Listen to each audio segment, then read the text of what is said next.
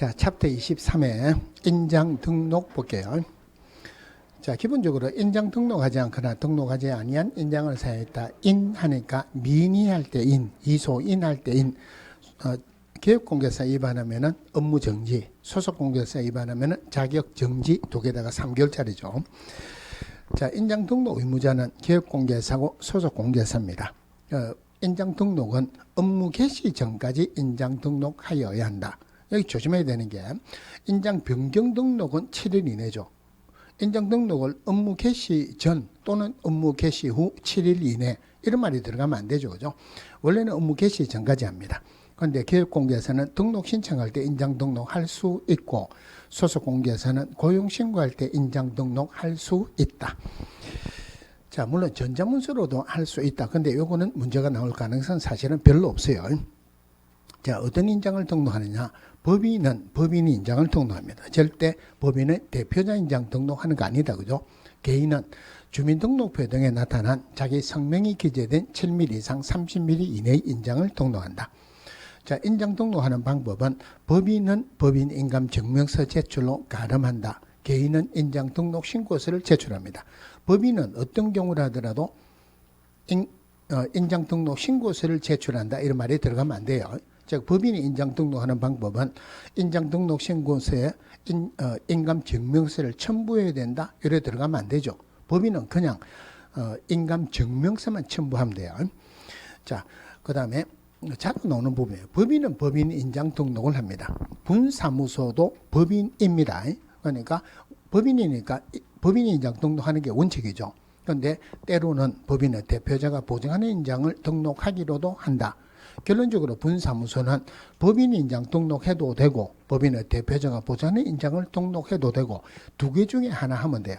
결론적으로 분사무소는 법인의 대표자가 보증하는 인장을 등록해야 한다가 아니고 등록할 수 있다. 거꾸로 분사무소는 법인 인장 등록할 수 있다 해도 맞죠. 그죠? 대신에 법인은 절대 법인의 대표자가 보장하는 인장을 등록할 수 있다. 들어가면 안 되죠. 법인은 무조건 법인 인장을 등록해야 돼요. 굉장히 중요한 숫자. 원래 공문에 하는 거는 7일, 개업공개사 10일이지만 예외적으로 인장 변경 등록은 7일 이내입니다.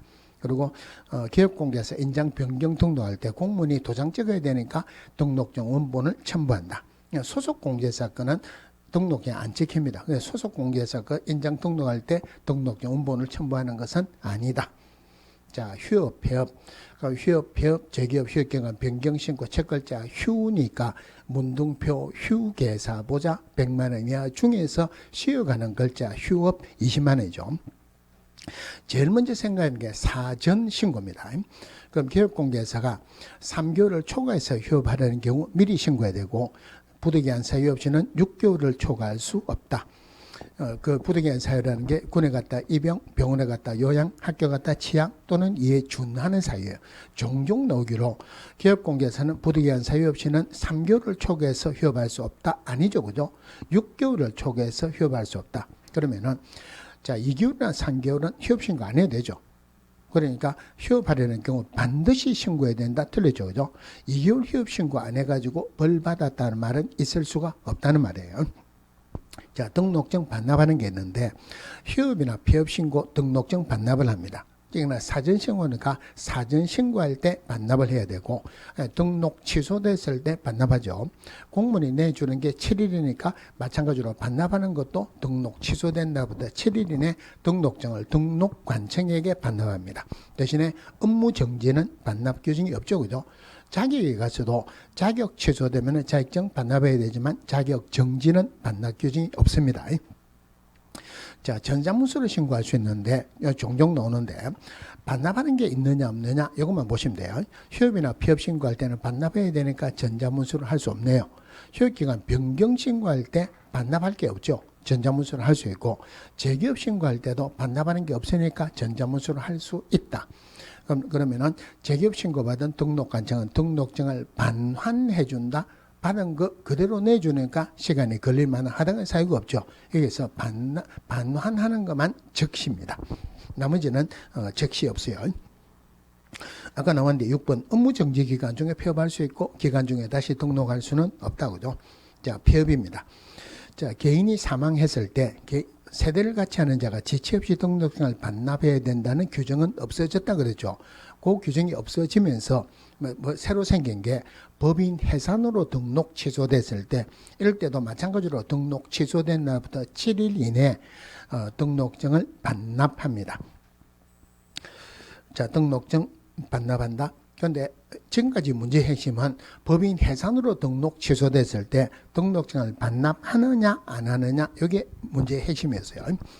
자, 원래는 그 부가세법에는 휴업이나 폐업 신고 별도로 해야 되는데 지금은 등록 관청에서 중개업 휴업이나 폐업 신고 그리고 부가세법에는 휴업이나 폐업 신고 같이 할 수도 있고 세무서에 가서도 같이 할 수 있다. 자, 부동산 거래 정보망 나옵니다. 자, 부동산 거래 정보망 할 때는 중개 의뢰인은 얼씬거리지도 말아 그러죠. 자, 부동산 거래 정보망이 거기에 포인트에 법인인 기업 공개사는 부동산 정보 제공에 관한 업무를 할 수 없다 그랬죠. 그죠? 법인인 기업 공개사 겸업할 수 있는 업무 거기 보면은 기업 공개사를 대상으로 중개업에 관한 경영 기법이나 경영 정보 제공할 수 있지 부동산 정보 제공에 관한 업무 할 수 있는 것은 아니다. 즉 부동산 거래 정보망을 설치 운영할 수는 없다는 말이에요. 법인인 기업 공개사는 거래 정보 사업자로 지정받을 수 없다 이 말이에요. 자, 지정권자는 국장입니다. 국장이 지정할 수 있다. 지정이란 말을 씁니다. 지정받을 수 있는 요건으로서 첫 번째 부가통신 사업자로 신고해야 되는데 특별히 문제가 나올 가능성은 없는데 통신은 국토교통부 장관 소관은 아니죠. 그래서 부가통신 사업자라 신고하는 것은 국장에게 하는 것은 아니다. 누구에게 하느냐 하는 것은 우리 시험 범위가 아니니까 굳이 알 필요는 없어요.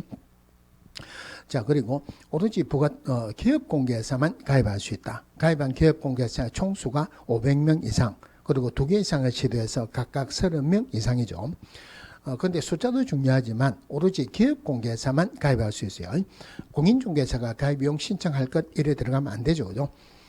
자, 그리고 등록증 기업공개사 건은 원래는 기업공개사 가입 비용 신청서 사본하고 거짓말 하지 말라고 기업공개사 인감증명서가 첨부됐는데 공개사법이든 부동산거래 신고와 관한 법률에서든 개인인 경우는 어떤 경우도 인감증명서 안 들어갑니다. 다른 말로 개인인 경우에서는 인감도장을 날인하는 경우도 전혀 없다는 말이죠. 그러면은 기업공개사 건은 가입 이용 신청 사본하고 등록증 사본이 들어갑니다. 물론 공인중개사 정보 처리기사 1명 이상 있어야 되는데 이 사는 거는 자격증 사본이 들어가죠. 컴퓨터 들어가요. 여기도 종종 틀리게 나왔는데 법에서 표현되기로는 가입한 기업공개사 이용하는 데 지장이 없을 정도의 한마디로 거래정보 사업자가 쓰는 메인 컴퓨터에 관한 서류가 들어갑니다. 종종 틀리게 나오기로 가입한 기업공개사가 이용하는 컴퓨터라고 나왔어요. 거래정보 사업자께 들어가지 기업공개사 컴퓨터에 관한 서류가 들어가는 것은 아니다. 그죠? 자, 지정 절차에 일단 지정 신청을 합니다. 요건에 맞으면은 일단 지정서를 교부합니다. 지정서 교부하는 것은 30일 이내. 지정서 교부 받으면은 거래정보 사업자 됐어요. 그럼 지정서 교부받고 3개월 이내 국장에게 운영규정을 승인받는다. 그리고 지정서 교부받은 날부터 1년 이내 설치 운영합니다. 주로 여기에서 나오는 것은 숫자가 주로 틀리게 나와요.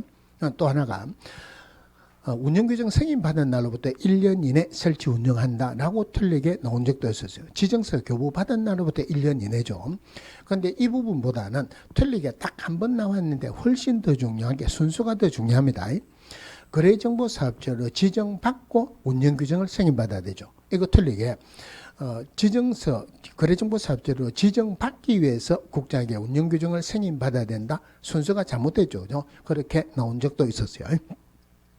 자, 거래정보 사업자 등의 의무를 보면은 거래정보 사업자 위로는 국장이 있고 밑으로는 기업공개사가 있다. 그래서 밑에 있는 기업공개사가 더 잘해라고 위반하면은 벌이 큽니다. 1년의 전.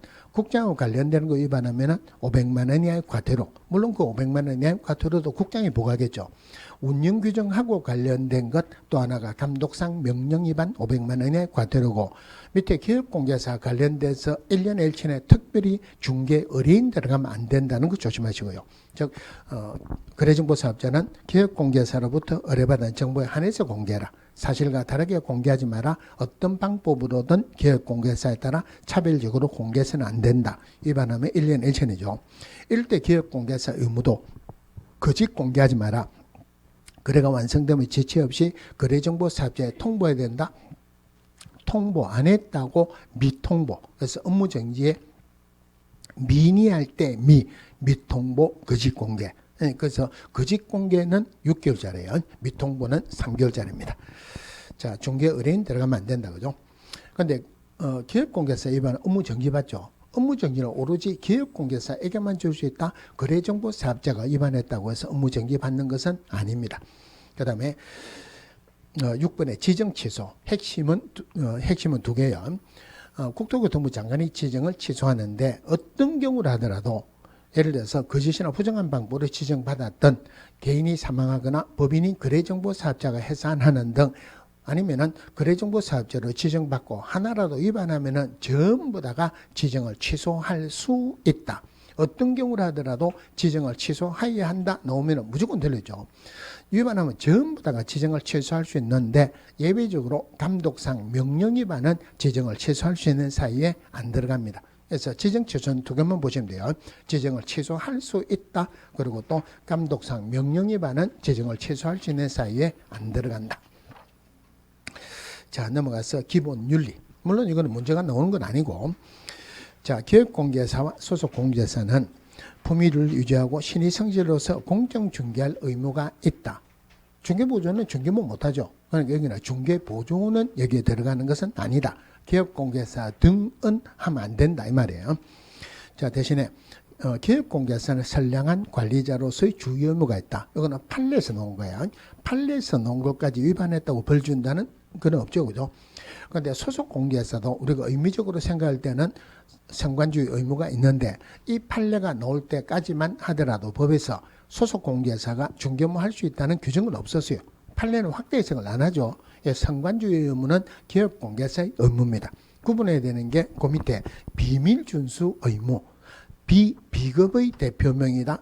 이거는 1년 1천짜리죠. 비밀준수 의무의 대상자는 기업공개사 등이에요. 그럼 기업공개사 등은 업무상 제정한 비밀을 함부로 누설해서는 안 된다. 그 직을 떠난 후까지 또한 같다. 죽을 때까지 누설하지 말라는 말이에요. 근데 예외 있다는 말은 우리 법이나 다른 법에 특별한 규정이 있는 경우를 제외하고는 하는 예외가 있는데 별로 문제가 될 건 아니고 위반하면 1년 1천인데 우리 법에 딱 하나 있는 반의사 불벌죄입니다. 즉 피해자의 명시된 의사에 반하여 벌하지 못한다. 기본 윤리 잘 나오는 부분 아니고 손해배상 책임 한 문제 나와요. 자, 기업공개사가 중개행위를 하면서 업무상 행위로 의뢰인의 재산상 손해가 발생했다. 기업공개사 손해배상 책임이 있다. 그죠? 물론 법에서는 기업공개사가 요래되어 있지만 의미적으로는 기업공개사 등이라고 생각하세요. 그럼 기업공개사 등에게 고의나 과실 없이 의뢰인의 재산상 손해가 발생하면 기업공개사 물어주는 것은 아니죠. 또 하나가 중개사무소를 다른 사람의 중개행위 장소로 제공함으로써 의뢰인의 재산상 손해가 발생했다. 이것도 기업공개사 손해배상 책임이 있다. 이거는 기업공개사 손해배상 책임이 있느냐 없느냐 하는 거 말고는 문제가 나올 건 없어요. 자, 이 손해배상 책임을 담보하기 위해서 보정 설정하는데 보정 설정하는 시기가 제일 중요합니다. 등록 신청할 때 절대 보정 설정 서류가 들어가는 건 아니죠. 업무 개시 전까지 보정 설정한다. 그런데 틀리게 나올 수 있는 더 중요한 것은 분사무소는 절대 업무 개시 전까지 보정 설정하는 건 아니죠. 그죠? 그런데 이게 그대로 나오면은 캐치를 잘합니다. 구체적인 숫자가 나오면 훨씬 어려워요. 예를 들어서 분사무소는 업무 개시 전까지 분사무소당 1억 원 이상 보정을 설정해야 된다. 1억 원 맞지? 이래가지고 맞다 그러면 안 되죠. 절대 업무 개시 전까지가 아니고 분사무소는 분사무소 설치 신고할 때 보정 설정 서류가 들어가야 되죠. 자, 보증은 등록의 요건은 아니죠. 그죠? 대신에 보증은 매수신청 대리 등록의 요건은 해당합니다. 그래서 매수신청 대리는 헷갈리면은 분사무소하고 똑같다 이래보세요. 자, 보증 설정할 때 업무 개시 전까지 한다 그랬죠. 자, 여기 어려운 지문으로 나오면은 구체적인 숫자가 나오면 더 어렵다 그랬죠. 법인이 기업공개사 되기 위해서 2억 원 이상의 보증은 설정해야 된다. 이러면 틀리죠. 그죠? 법인인 기업공개사 되기 위해서는 등록을 해야 되죠. 등록하기 위해서 2억 원 이상 보증 설정해야 한다. 말이야 맞죠, 그죠? 업무 개시 전까지 보증 설정합니다. 자, 보증 설정하는 방법이 3개가 있죠. 보증보험이나 공제에 가입하거나 공탁해야 된다. 보증 설정할 때는 3개가 꼭 다 들어가야 돼요. 물론 여기서 공제는 공제사업을 하는 기관이 많은데 다른 데서는 공제는 안 되고 반드시 공인중개사 협회에서는 공제만 가능합니다. 자, 보증 설정하는 금액 조심해야 되는 게 있어요. 법인은 2억 원 이상, 분사무소는 분사무소당 1억 원 이상. 그럼 종종 나오는 게 분사무소가 3개 있으면은 그 법인은 전체 얼마 이상 보증 설정해야 된다? 5억이죠. 그죠? 요즘은 종종 나왔어요. 물론 공인중개사, 기업공개사, 중개인도 1억 원 이상이죠. 그런데 구분해야 되는 게 지역농업협동조합은 특수법인으로서 1,000만 원 이상입니다. 이것도 자주 나왔어요. 구분해야 되는 게 사회적 협동조합을 제외한 협동조합은 법인이죠. 이거는 법인이니까 2억 원 이상이에요. 협동조합은 2억 원 이상, 지역농업협동조합은 1,000만 원 이상. 자, 구분하시고. 자, 보증 설정 절차. 그러면은 보증할 때 업무 개시 전까지 보증 설정한다 그랬죠. 업무 개시 전까지 보증 설정하는데 기업공개 등록 과정은 보증 등록증 교부해 주기 전에 보증 설정한 것을 확인하고 지체 없이 등록증을 교부해 주라. 지문에는 종종 나오는데 주로 틀리게는 한 번도 안 나왔습니다. 자, 기업공개사 직접 보증 설정해가지고 등록과정 신고를 해야 되는 게 원칙이에요. 그 신고할 때 증서사본을 제출하면 됩니다. 대신에 보증기관에서 직접 등록과정에 통보를 했다. 그럼 기업공개사는 별도로 신고하지 않아도 된다. 보증의 변경이 틀린 지문으로 나오면 많이 헷갈립니다. 그러니까 이거는 틀린 지문으로 나오면 생각을 하면 할수록 맞는 지문으로 느껴지니까 이거는 앞에 만료가 있으면 만료일까지. 물론 만료되고 며칠 이내 이런 말이 들어가면 안 되죠. 만료가 없으면 뒤에 만료가 들어가면 안 된다. 열어보세요. 그래서 보증의 변경에 보증을 변경하려는 경우, 즉 보증을 설정한 기업공개사 보증을 변경하려는 경우 만료가 안 나왔죠. 만료까지 다시 보증을 설정한다 이러면 안 되죠. 이미 설정한 보증의 효력이 있는 기간 중에 다시 보증을 설정합니다. 그런데 보증보험이나 공제에 가입한 기업공개사로서 보증기간에 만료가 되었을 때는 만료까지입니다. 물론 만료되는 즉시 사후되면 안 되죠. 만료되고 15일 이내 이런 것도 안 되죠. 그죠? 만료까지 다시 보증을 설정한다. 앞에 만료가 있어야 뒤에 만료가 나온다. 물론 보증을 다시 설정하면은 등록과정 신고는 해야 돼요. 자, 공탁금 세자니까 사망하거나 폐업한 날로부터 3년 이내는 회수할 수 없다. 자, 보증 설치 사본을 교부하는데 교부하는 서류가 3개가 있죠. 거래계약서 확인설명서 교부할 때 보증 설정 서류 사본도 교부합니다. 그냥 교부하는 게 아니고 어떤 사항을 설명하면서, 즉 보증기관 및 그 소재지, 보장금액, 보장기간을 설명하면서 보증 설정 서류 사본을 교부하거나 전자문서를 제공해야 된다. 요거 위반하면은 100만 원 이하의 과태료, 문등표 회계사 보호자 100만 원 이하의 과태료죠. 구분해야 되는 게 보증 설정 안 하고 중개업을 하면은 등록을 취소할 수 있다. 상대 취소예요. 자, 기업공개사 손해배상 해야 되는 것은 보증 설정 금액 한도 내에서만 손해배상 하는 건 아니죠. 어린이 손해 전액을 다 물어줘야 됩니다. 그러면 어린이 보증기관에 손해배상 청구할 때 기업공개사 잘못됐다는 서류, 즉 기업공개사 어린이 간의 손해배상 합의서 아니면 판결문이나 이에 준하는 서류가 들어가면 되지 보증 설정 서류가 첨부되는 것은 아니다.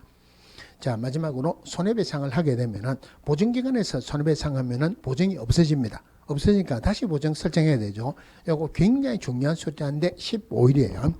보증보험이나 공제에 가입한 기업공개사로서 보증기관에서 손해배상하면은 15일 이내 다시 보증을 설정해야 되고 공탁했을 때는 15일 이내 부족하게 된 금액을 보존해야 된다. 15일이라는 숫자도 중요한데 공탁했을 때 부족분을 보존해야 되지 보증보험이나 공제에 가입했을 때 부족분을 보존해야 된다. 이렇게 연결하면 안 되죠. 그죠? 자, 폰트 9에 자주 나오는 지문인데 중개계약에 따른 기업공개사의 확인설명 의무와 이에 위반한 경우의 손해배상 의무는 중개의뢰인이 기업공개사에게 소정의 보수를 지급하지 아니하였다고 해서 소멸되는 것은 아니다.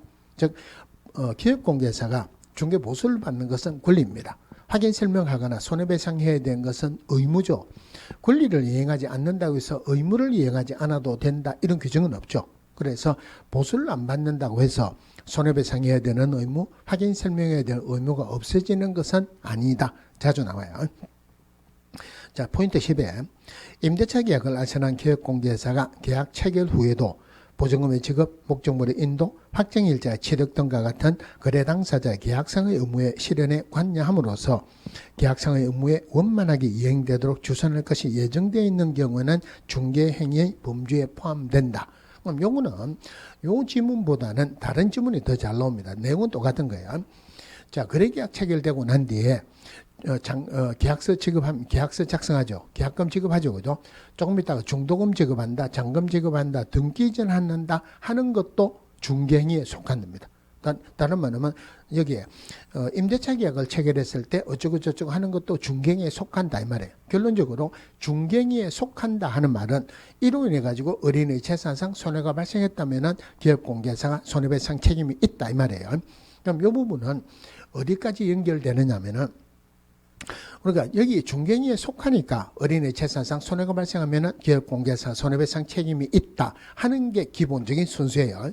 그런데 문제를 풀 때는 거꾸로 보세요. 기업공개사 물어줘야 된다 하는 말은 이것도 중개행위에 속한다. 거꾸로 생각하세요. 그래서 이게 자, 법인이 기업공개사가 겸업할 수 있는 업무 마지막에 경매공매 부동산에 대한 권리분석 및 취득 알선 이거는 절대 중개업은 아니라 그러죠. 그런데 별도로 보셔야 돼요. 자, 기업공개사가 권리분석을 잘못해줘가지고 어린의 재산상 손해가 발생했다면 물어줘야 됩니까? 안 물어줘야 됩니까? 당연히 물어줘야 되죠. 그래서 경매 공매 부동산에 대한 권리분석 및 취득의 알선도 중개행위에 속한다. 이런 판례도 있어요. 물어줘야 된다 하는 말은 이것도 중개행위에 속한다. 이렇게 보세요. 자, 예치제도 갈수록 문제는 잘 안 나옵니다. 자, 계약공개사는 거래계약의 이행이 완료될 때까지 계약금, 중도금 또는 잔금을 예치하도록 거래 당사자에게 권고할 수 있다. 첫 번째 봐야 되는 게 권고하여야 한다 아니죠, 그죠? 권고할 수 있다. 권고했는데 안 했다고 예치 안 했다고 해서 뭐 계약에 문제가 되는 것은 전혀 아닙니다. 해도 되고 안 해도 됩니다. 예치 안 했다고 해서 계약이 해제되거나 뭐 그런 것도 아니고. 예치했다고 해서 뭐 계약을 해지할 수 없거나 그런 내용은 전혀 없어요. 자, 두 번째 봐야 되는 게 계약금 등에는 계약금, 중도금, 잔금도 포함된다. 핵심은 잔금까지도 포함된다.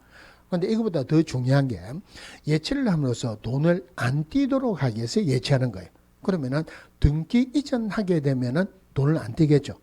등기할 때까지예요. 등기할 때까지를 법에서 표현하기로는 거래계약의 이행이 완료될 때까지. 절대 거래계약 체결할 때까지 아니죠. 거래계약 체결할 때까지는 돈 지급한 것도 없다. 지급한 거 없으니까 뛸 것도 없죠. 그죠? 거래계약 체결할 때까지가 아니고 거래계약의 이행이 완료될 때까지. 자, 예치명의자에 기업공개사도 예치명의자 들어갑니다.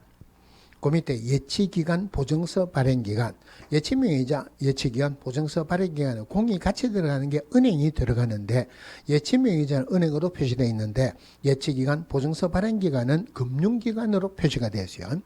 그리고 보증서 발행기간은 금융기관하고 보증보험회사 두 개로 끝나고 그 다음에 예치명의자, 예치기간에 같이 들어가는 게 공제사업을 하는 자, 한마디로 공인중개사협회입니다. 그리고 신탁업자 같이 들어가고 나머지는 전부 다 예치명의자에 들어가죠. 보험회사, 최신관서, 그 다음 계약 체결할 때 계약금이나 계약 관련 서류를 전문적으로 관리하는 회사, 한마디로 에스크로 업자예요. 자, 오래전에 거래 당사자 명의로 예치할 수 있다 이래야 되는데 거래 당사자 안 들어가죠. 한 문제로 공탁기관은 법원이죠. 법원도 예치명의자에 안 들어갑니다. 자, 그 다음에 5번에 계약금 등을 예치했을 때 계약금 등을 수령할 수 있는 권리가 있는 자, 매도인이나 매수인이에요. 자, 이 사람은 한마디로 절대 계약금 등을 미리 수령할 수 없다 아니죠, 그죠? 미리 수령할 수 있다. 미리 수령하게 되면 예치하는 의미가 없죠. 그걸 담보하기 위해서 나중에 계약이 해제되면 반드시 돌려주겠다는 보증서를 예치 기간에 제출하는 게 아니고 예치 명의자에게 제출하고 미리 수령할 수 있다. 핵심은 예치 기간이 아니고 예치 명의자. 두 번째가 미리 수령할 수 있다. 절대 수령할 수 없는 것은 아니다. 그죠? 그다음에 6번에 기업공개사 명의로 예치했을 때 별도 계좌로 관리해야 된다. 또 거래 당사자 동의 없이는 인출할 수 없다. 세 번째가 기업공개사 명의로 예치했다 가지고 도망갈 수도 있기 때문에 반드시 돌려줄 것을 보장하기 위해서 보증보험이나 공제가입하거나 공탁해야 된다. 정서사본을 제출해야 돼요. 이거 위반했다고 법에서 별도의 규정이 없으니까 위반하면 기타 명령 위반으로서 1개월짜리 업무 정지에 해당합니다. 그 다음에 어떤 사항을 약정해야 되는데 거래 당사자 동의 방법, 예치 시 필요한 실비, 기타 거래 안전을 보장하기 위해서 필요한 사항을 약정을 해야 되는데, 자, 중요한 것은 예치 명의자의 기업공개사도 들어갈 수 있다 그랬죠. 기업공개사는 가지고 도망갈 수 있지만 나머지 예치 명의자는 적어도 공신력이 있는 기관이다. 돌려줄 게 보장되어 있어요. 돌려줄 게 보장되어 있는데 또 비용을 써가지고 보정 설정할 필요가 없죠. 그래서 예치했을 때 보정 설정해야 된다가 아니고 누구 명의로 예치했을 때, 기업공개사 명의로 예치했을 때, 그래서 미리 수령할 수 있다 하는 거 말고는 전부 다 단서조항이 기업공개사 명의로 예치했을 때 하는 단서조항이 있어야 돼요. 그리고 제일 중요한 부분, 예치 시 필요한 실비는 적어도 예치함으로써 이득을 보는, 즉 돈을 안 띄는 권리를 취득하는 어른에게 받을 수 있다. 이렇습니다. 자, 넘어가서 금쟁이에요. 자, 금쟁이는 원래가 기업공개사 등을 대상으로 한 금쟁이만 있었는데 지금은 일반인을 대상으로는 금쟁이도 추가되죠. 그죠? 그러니까 그거는 별도로 보시고, 자, 기업공개사를 대상으로 한 금쟁이가 반드시 문제가 나오는 부분이 위반하면 기업공개사 위반하면 상대 취소예요. 1년에 2천, 3년에 3천 물어볼 때 금쟁이도 꼭 나옵니다. 그 1년에 2천, 3년에 3천 꼭 기억을 하시고, 금쟁이냐 아니냐 하는 부분도 나오지만은 여기에서 판례도 종종 나와요. 금쟁이에서 나오는 부분은 여기에서 적어 놓은 거 말고는 나올 게 없습니다. 이것만 보시면 돼요. 자, 첫 번째 1년 1천짜리가 중개 무등록자 매수 중이죠.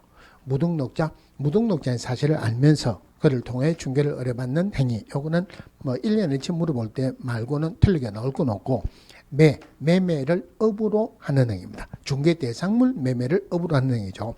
포인트 3에 보시면은 매매를 업으로 하는 행위의 금쟁이다 하는 말은 일회성 매매는 금쟁이가 아니다. 그죠? 그리고 중개 대상물 매매를 업으로 하는 게 금쟁이니까 개인인 기업공개사가 중개 대상물 외의 것을 매매를 업으로 하는 것은 금쟁이가 아니다. 매매를 업으로 하는 게 금쟁이지 임대를 업으로 하는 것은 금쟁이가 아니다. 그죠? 그럼 금쟁이가 아니라는 말은 기업공개사는 할 수 있죠. 그럼 임대업은 할 수 있죠. 대신에 법인인 기업공개사는 법 14조에서 규정된 업무만 할 수 있으니까 임대 관리를 할 수 있지 법인의 기업공개사는 임대업은 못합니다. 그 다음에 무등록자 매수할 때 수수료죠. 초과 수수료 또는 초과 실비 받았다. 물론 시험에서 나오면 초과 수수료가 아니고 초과 보수라고 나올 거야. 법에서 표현되기로는 사례 정력 그 밖에 어떤 명목으로도 법정 보수를 초과해서 받는 행위. 그래서 자, 포인트 사이에 보수 지급 약정이 있는데 기업공개사 어떤 명목으로도 초과 보수 받지 마라 그랬죠. 그죠? 그러면은 기업공개사 의뢰인 간의 초과 보수에 관한 약정은 절대 무효가 아니죠. 초과 보수 약정이 무효라면 아무것도 못 받습니다. 법정 보수까지는 받을 수 있죠. 그래서 초과 보수 약정은 초과되는 부분만 무효지 절대 초과 보수 약정이 무효가 되는 것은 아니다. 이게 제일 많이 놓은 거예요. 보수 약정에서. 두 번째, 무자격자와 보수에 관한 약정은 무조건 무효입니다. 무조건 무효니까 보수 지급을 안 해도 되죠. 자, 보수할 때 핵심이 두 개인데 하나는 어떤 명목으로도 초과 보수 받지 마라. 두 번째는 이 법정 보수는 중개업할 때만 적용을 합니다. 그러니까 우연히 이래 중개하는 것은 중개업 아니죠. 중개업 아니니까 법정 보수 적용 안 한다. 그럼 우연히 이래 중개하는 자는 초과 보수 받을 수 있죠. 초과 보수 약정도 유효입니다. 하지만 판례에서는 너무 많이 받으면 일정 부분을 감액해라는 판례도 있고, 이번에 자, 상가 매매를 중개합니다. 그때 권리금이나 비품을 같이 중개할 수도 있다. 권리금이나 비품은 중개 대상물 아니죠. 결론적으로 권리금이나 비품을 중개하는 것은 중개업 아니라는 말이에요. 그러니까 중개업하고 중개업 아닌 것을 한꺼번에 포괄적으로 해가지고 초과 보수 받는 것은 법정 초과 보수로 처벌할 수 없다 하는 판례가 있습니다. 자, 분양 대행하는 것, 상가 분양 대행하는 것 무조건 나온다 그랬죠. 상가 분양 대행하는 것은 법인의 겸업 업무로서 중개업 아니죠. 중개법 아니라는 말은 절대 법정 보수를 적용을 안 합니다. 포인트 6에 기업공개사 지방자치단체 조례를 잘못 해석해가지고 초과보수 받았다. 처벌한다 안 한다? 처벌한다. 예, 결론은 처벌한다예요. 그런데 지문에 혹시 나올 수도 있는 게 지방자치단체 조례를 잘못해가지고 초과보수 받는 것은 중요 부분에 관한 법률의 착오로 볼 수 없다. 결론적으로 처벌한다. 이 말이에요. 자, 초과보수 받는 것은 보수를 받는 게 초과보수를 받는 게 문제가 되지 돌려준 것은 고려 대상이 안 됩니다. 7번에 중개보수 명목으로 초과보수 명목으로 당좌수표를 교부받았는데 부동산 나서 돌려줬다 하더라도 초과보수 받았죠. 금쟁이로 처벌합니다. 자, 그 다음에 8번에 자, 법정보수가 100만 원인데 초과보수를 현금으로 300만 원 받았어요. 그런데 급이 나서 200만 원 돌려줬습니다. 돌려주면 의뢰인에게 손해가 난 건 아니죠. 그래도 받았으니까 처벌한다. 즉 초과보수로 처벌하기 위해서 의뢰인에게 초과보수 상당의 재산상 손해가 발생한 것을 요건으로 하지 않는다. 이렇습니다. 자, 초과보수가 금쟁이 중에서는 제일 많이 나오는 거고 포인트 9에 무등록자 매수 중할 때 중이죠. 중요상에 대한 거짓된 은행으로 의뢰인의 판단을 그르치게 하는 행위. 여기서 판례가 나오면 딱 하나예요. 중개인 등이 서로 짜고 매도 의뢰받은 가격보다 무척 높은 가격으로 팔고 그 차액을 취득하는 행위도 중요상에 대한 거짓된 은행으로 의뢰인의 판단을 그르치게 하는 행위로 본다. 물론 여기에서 거래의 금액도 중요사항에 해당한다 하는 판례도 같이 나옵니다. 자, 그 다음에 3년의 3전 부당단체 할 때 부당하고 단체는 부동산 거래에 있어서 그런 행위에 들어가죠. 요거는 아직까지 판례는 안 나오니까 부동산 거래에 있어서 그런 행위에 들어간다. 3년의 3천이다 하는 것만 지금 보시면 돼요. 자, 그 다음에 부당단체에서 탈세 증서를 직접 할 때 탈세 목적으로 보존 등기나 이전 등기 안 된 부동산이나 전매 등 권리 변동이 제한된 부동산의 매매를 중개하는 등 부동산 투기를 조장하는 행위인데 여기서 나오는 판례가 금쟁이 중에서 제일 많이 나옵니다. 제일 밑에 포인트 11에 기업공개사가 미등기 전매를 중개해서 결과적으로 전매 차익이 전혀 발생하지 않았다 하더라도 기업공개사는 부동산 투기를 조장하는 행위를 했다 말이에요. 이 판례가 금쟁이 중에서 제일 많이 나오는 겁니다. 자, 그 다음에 탈세 증서할 때 증서, 양도나 알선이 금지된 분양이나 임대와 관련된 증서 등의 매매나 교환의 중개나 그 매매를 업으로 하는 행위. 그래서 포인트 12에 상가 분양 계약서는 오로지 상가 매매 계약서일 뿐이지 우리 공개사법에서 금징일수 규정하고 있는 분양이나 임대 등과 관련 있는 증서라고는 볼 수 없다 하는 판례가 있고, 마찬가지로 13번 분양권도 마찬가지로 분양이나 양도나 알선이 금지된 분양과 관련된 증서라고는 볼 수 없다는 판례도 있어요. 자, 그 다음에 직접거래 쌍방대리죠. 직접거래 쌍방대리가 글자가 작으니까 금징인 중에서 형벌 물어볼 때는 제일 많이 나오는 거예요. 3년에 3천이죠. 직접거래는 기업공개사가 자기 의뢰인하고 직접 계약을 체결하면 직접거래입니다. 구분해야 되는 게 아까 중개대상물 매매를 업으로 하는 것은 금쟁이죠. 업이다 하는 말은 계속 반복적으로 해야 되니까 일회성 매매는 금쟁이가 아니라 그랬죠. 그런데 자기 의뢰인 물건을 딱 한 번 샀다. 이거는 일회성이라도 직접 거래해서 금쟁이에요. 그러면 자기 의뢰인 물건 말고 포인트 14번에 기업공개사가 다른 기업공개사 중개로 부동산을 매수하여 또 다른 기업공개사 중개로 매도하는 행위는 자기 의뢰인하고 계약을 체결한 건 아니죠. 직접 거래 아니다. 그다음에 쌍방대리예요. 쌍방대리가 금쟁이지 일방대리는 금쟁이 아니다. 그죠? 직접 거래할 때 하나 더 있어요. 직접 거래할 때 의뢰인에는 소유자뿐만이 아니고 소유자를 대리하는 대리인이나 수임인도 포함한다. 우리 대리인의 행위는 본인의 행위로 본다 그랬죠. 그래서 그 포인트 15에 중개 의뢰인에는 중개 대상물의 소유자뿐만 아니라 그 소유자로부터 거래에 관한 대리권을 수여받은 대리인이나 거래에 대한 사무의 처리를 위탁받은 수임인도 포함한다. 즉 소유자의 대리인하고 기업공개사 계약을 체결해도 직접 거래다 이 말이죠. 그 다음에 쌍방대리가 금쟁이다. 나올 수 있는 것은 일방대리는 금쟁이가 아니죠. 그죠? 그런데 민법에서도 쌍방대리는 금지되죠. 하지만 민법에서는 양당사자 동의를 받으면 쌍방대리 할 수 있죠. 공제서법에서는 동의를 받든 우동의를 받든 동의 할인을 받든 쌍방대리는 무조건 금지 행위다. 예, 금지행위 나오는 것은 나올 수 있는 것은 이 안에 다 들어가 있어요. 자, 그 다음에 일반인을 대상으로 누구든지 이래 되죠. 한마디로 업무방해죄, 담합행위, 요거 3년에 3천이고 부동산 거래지서 교란행위에 들어간다. 자, 그럼 요 부분에서는 뭐 굳이 외울 필요는 없고 한마디로 말해가지고 가격을 상승시키는 행위다 이렇게 보시면 돼요. 그럼 거기에 2번에 한번 볼게요. 아니면 온라인 커뮤니티 등을 이용해서 중개대상물에 대해서 시세보다 현저하게 높게 표시 광고 또는 중개하는 특정 기업 공개사에게만 중개를 의뢰하도록 유도한다. 높게 표시 광고하는 데만 유도해라는 말은 가격이 올라가 있죠. 네, 낮게 들어가면 안 되죠. 그죠? 그 다음에 3번에 아니면 온라인 커뮤니티 등을 이용해서 특정 가격 이하로 중개를 의뢰하지 않도록 유도한다. 이하로 의뢰하지 말라는 말은 높게 내놔라 이 말이죠. 가격이 올라가 있죠. 얼마 이상으로 의뢰하지 말라는 말은 낮게 내라 이 말이죠. 가격이 올라가는 건 아니죠. 그죠? 그래서 높게 낮게 이런 것들 글자 잘 보시면 돼요. 자, 오른쪽에 부동산 거래 신고센터. 그러니까 부동산 거래 질서 교란 행위는 아까 말씀드렸지만은 금지 행위로만 들어갑니다. 금지 행위로만 들어가고 또 전부 다 3년에 3천이죠. 부동산 거래 질서 교란 행위, 부당 단체, 그다음에 일반인을 대상으로 한 업무 방해죄, 요게 부동산 거래 질서 교란 행위죠. 신고센터 설치 운영할 수 있는데 국장이 할 수 있는데 한국 부동산 한국감정은행에서 부동산으로 바뀌었는데 제가 놓쳤습니다. 부동산원으로 이름 바뀌었어요. 위탁을 합니다.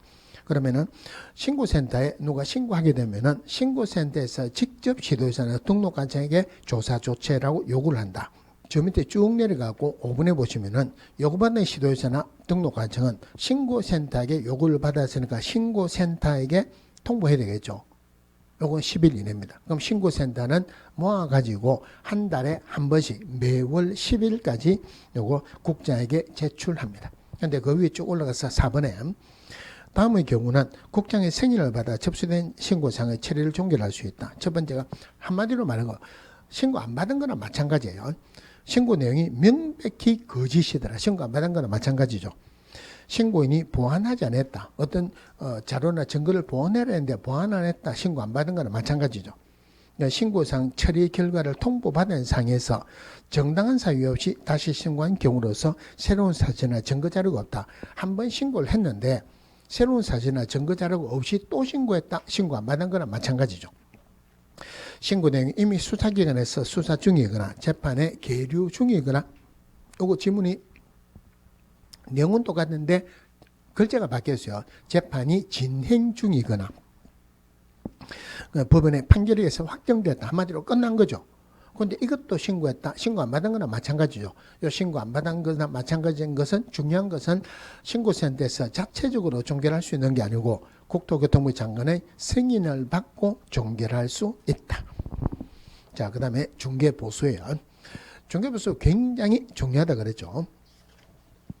자, 근데 중개보수를 보시고 오늘은 적어도 부동산 거래 신고에 관한 법률까지는 끝나야 돼요. 그러면은 보통 때 제가 1시 반까지 하죠. 그죠? 근데 요거 가지고 1시 반까지 계속 하기는 조금 어려울 거니까 오늘은 한 30분 더 한다고 생각하세요. 여기까지 하고 잠시 쉬다가 보겠습니다.